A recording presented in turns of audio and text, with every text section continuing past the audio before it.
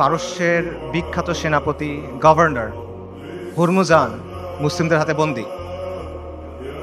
তাকে ওমর ইবনুল খাত্তাবের সামনে আনা হইল। ওমর রাদিয়াল্লাহু তখন ব্যস্ত, বিভিন্ন জায়গায় তিনি মুসলিম সেনাবাহিনীকে পাঠাচ্ছেন।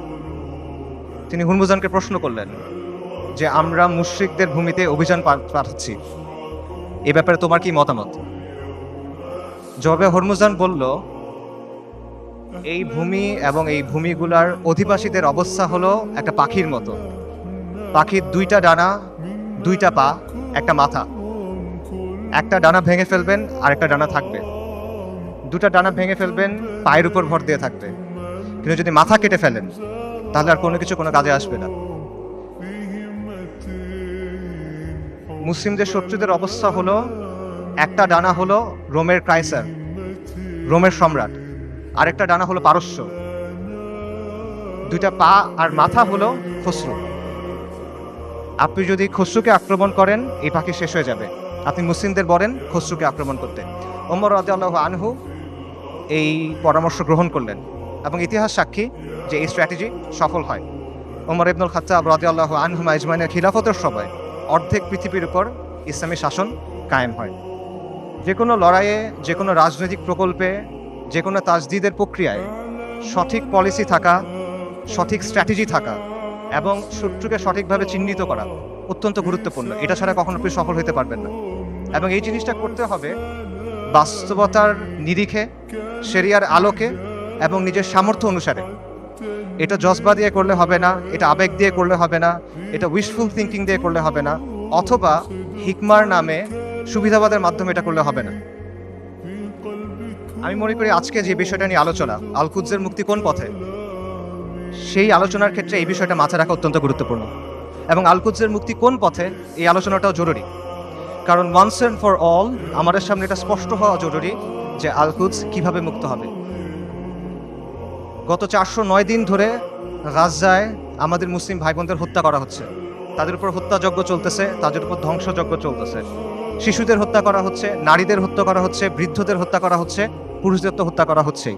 তারা মারা যাচ্ছেন বুলেটের আঘাতে, বোমার আঘাতে, ধ্বংসস্তূপের নিচে চাপা পড়ে, শ্বাসরুদ্ধ হয়ে, জ্যান্ত আগুনে পুড়ে, চিকিৎসার অভাবে, ওষুধের অভাবে, অনাহারে, না খেতে পেয়ে। বাসা বাড়ি থেকে শুরু করে হসপিটাল, ইউনিভার্সিটি, রিফিউজি ক্যাম্প, কোনো কিছু বাকি নাই। ইহুদিরা সব জায়গায় হামলা করতেছে।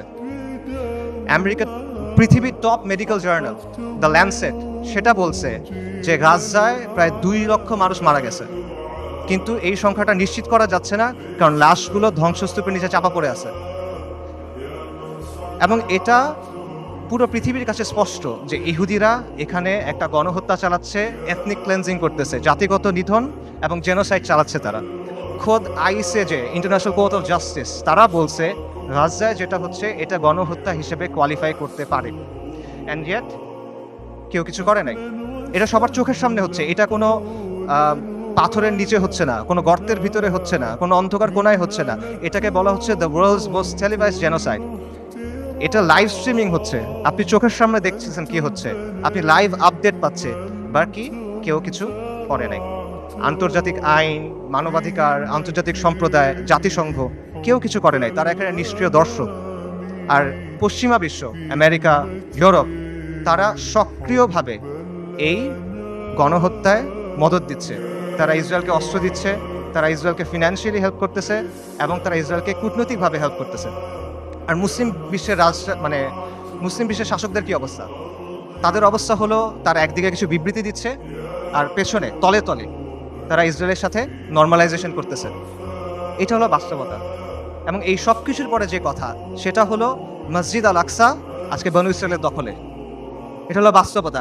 কালকে যদি বনু ইসরায়েল মসজিদ আল আকসা ধ্বংস করে দেয়, কালকে যদি তারা ওখানে থার্ড টেম্পল বানানো শুরু করে, তাদের তৃতীয় মন্দির বানানো শুরু করে, কে কি করবে বলেন? যাদের কথা এতক্ষণ বললাম, এরা কে কি করবে? কেউ কিচ্ছু করবে না। এটা বাস্তবতা। খালাস, এর চেয়ে খারাপ আর কোনো পরিস্থিতি হইতে পারে না। কাজেই এই অবস্থায় এই প্রশ্নের উত্তরটা আমাদের কাছে স্পষ্ট হওয়া দরকার যে আল কুদসের মুক্তি কোন পথে। এবং এই প্রশ্নের উত্তর কঠিন না। এই প্রশ্নটাও সহজ, প্রশ্নের উত্তরও সহজ। আল্লাহ আজ্জা ওয়া জাল কোরআনে এই প্রশ্নের উত্তর দিয়ে দিয়েছেন। আমাদের ইতিহাস থেকে এই প্রশ্নের উত্তর স্পষ্ট, এবং এই সময়েও, এই যুগেও, সাম্প্রতিক সময়েও এই প্রশ্নের উত্তর অনেকে আমাদের কাছে স্পষ্ট করে দিয়েছেন।